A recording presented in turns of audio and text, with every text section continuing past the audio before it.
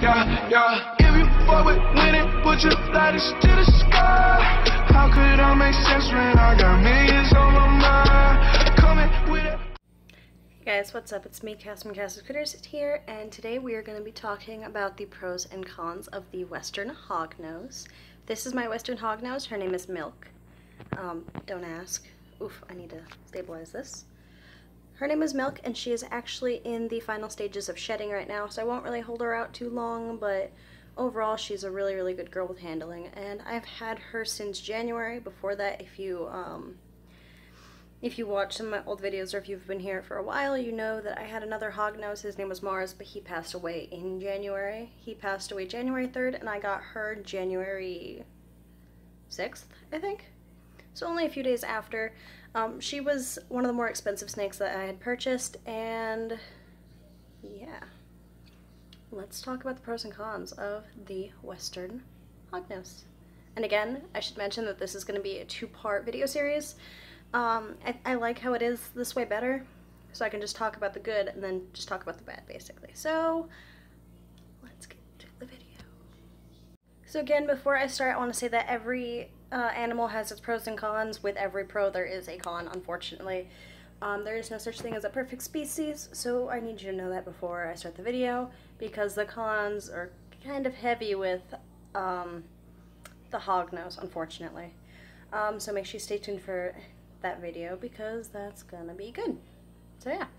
But anyway, some of the pros of the Western Hognose is that, one, they stay really small for the most part. Females stay under 3 feet and about 300 grams, which is perfect, honestly. The males stay even smaller. Another pro is that once they are on food, they are on food. Oh, now that Milk is eating readily, I can't get her to stop. She just always wants food, and it's so cute. So there's that. Another thing is that they are pretty active, which is this is a pro, obviously, this is a pros video, but that they are very active for the most part. I see Milk using every single inch of her enclosure. I see her using her water fountain. I see her on top of her background. It's amazing. I love watching her explore, and because of this, you can give them, well, I mean, since they're smaller, you can give them a nicer enclosure, I guess, because they're not going to trample everything. I have live plants in Milk's enclosure, and I will show it at the end of this video. But Milk has live plants in her enclosure. She has a water fountain. She has a bunch of cool things, and she just is always exploring, and it's just so amazing to see. Another pro is that they don't necessarily need massive enclosures. If you guys saw the first video, you know that it was on retics, and they obviously need massive enclosures, whereas Hognoses do not need massive enclosures, and it's really good to see, because they're just such a cool little species. Another pro is that, oof, really? So this one can be both a pro and a con, but I personally love the Hognose attitude. Milk personally puffs up her neck like a cobra, and it is fucking adorable. Then she hisses, she bluff strikes, which is when they strike with their mouth closed, so they don't actually bite you. And then they can play dead, which is cute, but it's also a high stress thing, so be careful with that. Milk has only ever done it once, and that's when I was feeding her, of course. But yeah, I think their attitude is both a pro and a con. It is really freaking awesome. It's so cute. I love it so much. Another pro is their keeled scales. This is more of an appearance thing, but their scales are just fucking awesome to me. They look exactly like my rattlesnake's scales, and it's just so amazing. It's so cool to see. So yeah, that's always awesome. Another pro to the Western Hognose is that they are readily available, but they're not overly available, which is something I like to see. They are readily available at expos and stuff, and on online retailers. Be careful who you buy from.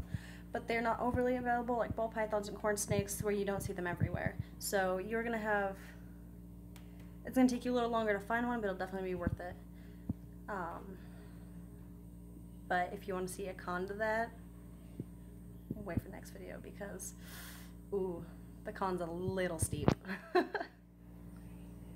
Another pro is that they do not need large feeders, and you can buy feeders in bulk, which is always really helpful, because because I can't buy feeders in bulk for my retic because, you know, he's constantly growing.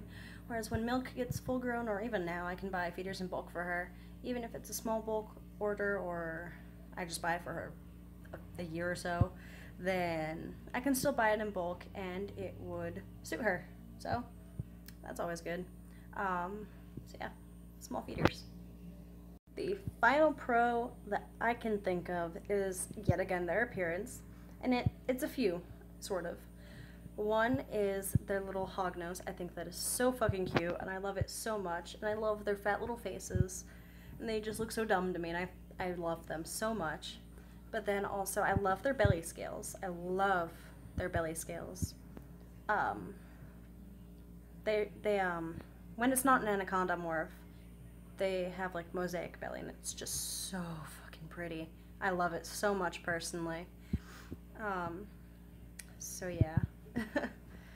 I just love everything about hognoses. They're just so amazing. Another thing is when they go into shed, they look so cute and so cool. They look like little zombies because their eyes get completely blue and their bellies get completely blue, and it's just so cool to see. Of course, you know, there's controversy with handling in shed. So yeah. But I think that's pretty much it for the most part for this video. Stay tuned for the cons video because, ooh, that's going to be heavy. Oof, that's going to be heavy. This is probably going to come out next Tuesday. So, or the cons videos come out next Tuesday. So, I hope you guys enjoyed the video. I'm Cass, and I will see you guys in the next video. Bye, guys.